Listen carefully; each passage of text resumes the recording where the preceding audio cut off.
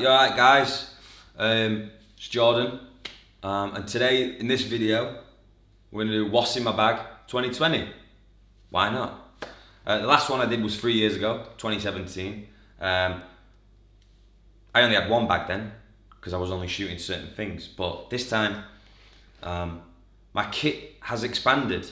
But today we're just going to specifically look at my digital kit, my digital bag, and what's in there, why I use it, and what the uses are for. So let's just get straight on into it, I reckon. Yeah, so this is the Airport International free by Think Tank. Great bag. Honestly, I bought it a couple of years ago now. And it's been everywhere with me. It has been everywhere with me. As you can see, it's a little beaten up. It's got tears in it, but it's a working bag. What do you expect? But yeah, so this is my Think Tank. Let's open it up. And this is the majority of, well, that is all my gear for my digital stuff, really. I've got two full frame sensor camera bodies in there, which is the Canon 5D. I've got two Canon 5D Mark IVs. Yeah, two of those. I've got 24-70 in there, which is this boy. And then I've got the 85 1.2. That is honestly, that is a beautiful lens. A very, very beautiful lens. So I've got that. That's great for portraiture and just a little bit tighter in stuff. 24-70. I've actually got two of those. One of those is on this camera right now, filming it. So as you can see, this one's got a 2 on it. This one doesn't. This is the main camera. This is the backup, number 2. Originally, this was the main camera. But then I bought a new one, and this became the new one, and that became the backup. So the backup now predominantly gets used on stuff where I know that there's going to be a lot of shots taken, like ecom days. That just sits on the tripod, and I just use it all day long. I don't need to tend to worry if the shutter's going to go, because it's older now. It's like 4 or 5 years old, so it doesn't really necessarily matter. And then this is the new one, and that's used as main body on the bigger campaigns and stuff like that. In here we've got low pro bag. That's just full of batteries, camera batteries. It's not that cool or interesting, but it keeps them all together. Hyperjuice battery. This outputs enough wattage to charge my MacBook Pro on location, because it's USB-C as well, which is ideal. Yeah, so I use that out on location when there's no power. So that's pretty good. We've got another iPhone, just battery bank. That's just, honestly, I don't even know if that's charged. It's probably not. And then, what else? Speaker, Urban Ears, wireless Bluetooth speaker. Not special about that, to be honest. Does what it does.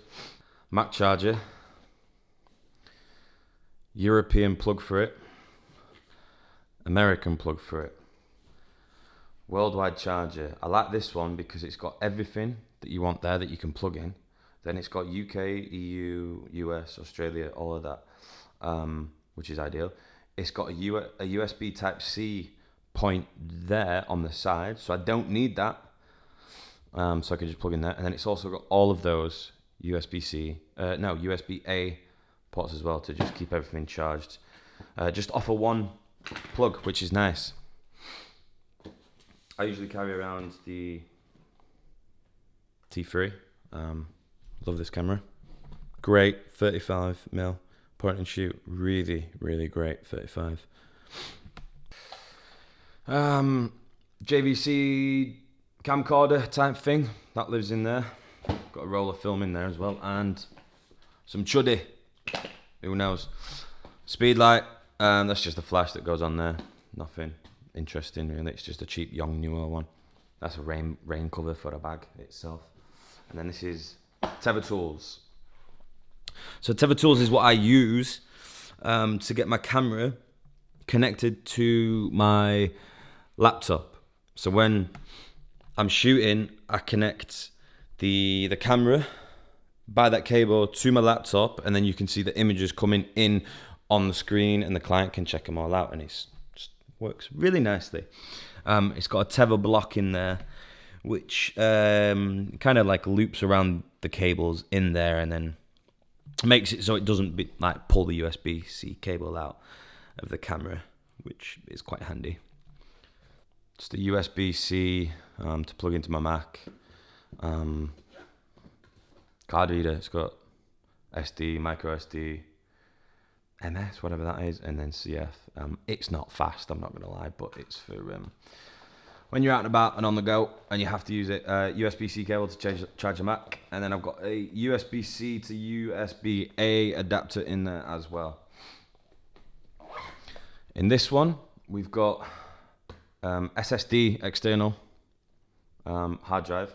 That's my working drive. So when I'm shooting, I'll be shooting tethered, like I just explained then, on my Mac, and then it'll be shooting onto the Mac, and then every 5 minutes I'll get my assistant to run a backup program, and then that will every 5 minutes back up whatever's been shot onto there onto this guy. So then it's in 2 different places, and then at the end of the shoot, I've got 1 copy there, I've got 1 copy here, and then we also give another copy to the client. So it's in 3 different places. And then there's just various USB-C cables there. Memory cards, AAA batteries, headphones with a 3.5 jack, just in case. And then my lucky coin. I don't know if you can see that in there, but my lucky coin in there as well. It's great for unscrewing tripod heads. Ideal, actually. In the front, AirPods, iPhone charger cable, and then these are just my what the hell are these called again? Like protective ear things for when you're at shows and stuff like that. That lives in there, and then my Mac lives in there as well. Right, I figured I'd explain why I use certain things and for what reasons. So I've got 2 5D Mark IVs. I have 2 of those because I want to make sure that if, for whatever reason, hopefully it doesn't happen, but if it does, and it has done in the past, if my main body when I'm on a shoot stops working, I don't know why, and we don't have time to troubleshoot it, we'll just pick up my other second body, my other Canon 5D Mark IV, just pick that up and carry on shooting straight away. So the reason why I have 2 of the exact same cameras is they're both set up the exact same way. I know that there will be no settings changed throughout. The tones won't be any different. It'll be exactly the same throughout because it's the same camera with the same settings, customized exactly how I want it to be. But then I have my backup and my main, and I will use my backup in certain circumstances where I know there's going to be a lot of shots fired. For example, like I said earlier with Ecom, where it's just shot. And the reason why I choose to use my backup in these circumstances is because each camera, when the camera has a mirror, there is almost a lifespan on how many shots it can do. With those 5D4s, I think is around 150 to 200,000 images, and then you should send it off and go get it looked at, and then maybe the mirror will get replaced. So because my second body is the older one, that just automatically becomes the one that, right, it's already got the most shots on it, so I'll just carry on using that one for that type of imagery. And for all of the stuff where it's that quick turnaround, I'll use that as well. Just because it's a bit battered and I can throw it around a little bit more, you know, it's a tool, it is a tool. And I also choose to use the 5D Mark IV as well for a lot of things, like on certain jobs and projects where I have to produce both video and stills at the same time, and it's a skeleton crew, it's just me, and I've got to be able to switch between video and stills straight away to make sure I don't miss any moments, or miss as little moments as I can. And that is honestly quite difficult because I don't want to carry around one camera there, strapped up, all of that. That's not what I want to do. I want to be able to seamlessly get around in with people and stuff like that. I don't want to look like, oh, there's that photographer who's got the camera there and the camera there and he's got a camera there and a camera there. Because you stick out. I don't want to stick out. I want to be part of it. So I just have the one camera that does it all. The 5D Mark IV does adequate in both. Stills, amazing. Video, fine. For the purposes where I'm using it, mostly Instagram videos or YouTube, it's fine. It is totally fine. So I use that for that, just because it's simple switch from movie to still mode. And just like that, I could go from stills to video, but obviously there's certain rules that you need to go by when you're shooting video, like, oh, it's got to be, it doesn't have to be, but it always helps if there's a certain shutter speed used. So when I'm doing stills, I'll have to switch to video and then quickly switch to the video shutter speed. But then that in turn will change the lights and then I have to change the aperture. So it's not quite as simple as just switching it over, but it is for this intents and purposes. Yeah, so I've got the 85, great portrait lens, fantastic, beautiful, beautiful, beautiful. I've got the 24-70. I've got one on this camera too, and the Sony a7S II. Great camera, really good at video, but I don't use it as much as I want to for the exact reasons I just pointed out. I don't want to have to carry two cameras, and I don't like mirrored cameras. I don't think. Mirrorless cameras, sorry. So I don't like the stills that you get from this. And I don't have any Sony lenses, I've only got Canon lenses, so the autofocus on that sucks ass. Because I'm not using a native Sony lens. Let me show you this setup. So this is literally it, that's it. Let me brighten that up a little bit. Rode mic, 24-70, Sony a7S II. Easy, easy, easy. All right, and then I've got the 24-70 lens, which I use, that's on my camera pretty much, honestly, 99% of the time. It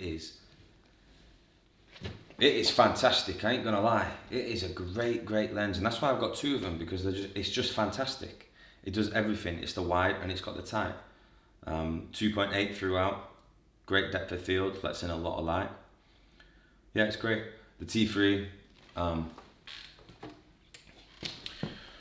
probably my favorite point and shoot 35mm camera actually. Nice. Build quality is incredible. The lens is a Carl Zeiss lens, so it's really sharp. Made in Japan. The company Contax does not exist anymore, unfortunately. So these are, they're not made anymore, they're not repaired anymore officially. So unfortunately, because of all of that, price is very high on it, but the build quality and the image quality is second to none for a 35mm point and shoot. And then what I am thinking about picking up next is I need to get an extender for my tether tools. I need to get that sorted from 5 meters to 10 meters so I can be further away and the client and assistant can be further away. So that's next on the to-do list. There's also, there's the Canon EOS R, which is supposed to be very, very good and small. So that's maybe something that I look into the future, because I don't want to admit it, but these mirrored cameras, the 5D Mark IVs, the tech hasn't changed in a number of years. Yeah, the megapixels got bigger, but that's about it really. Yeah, so that's maybe something that I look into, to replace one of the cameras, not both of them, one of them. I still need a mirrored camera in there, definitely. But yeah, I think that's about it for now. Watch out for another video that'll be coming up.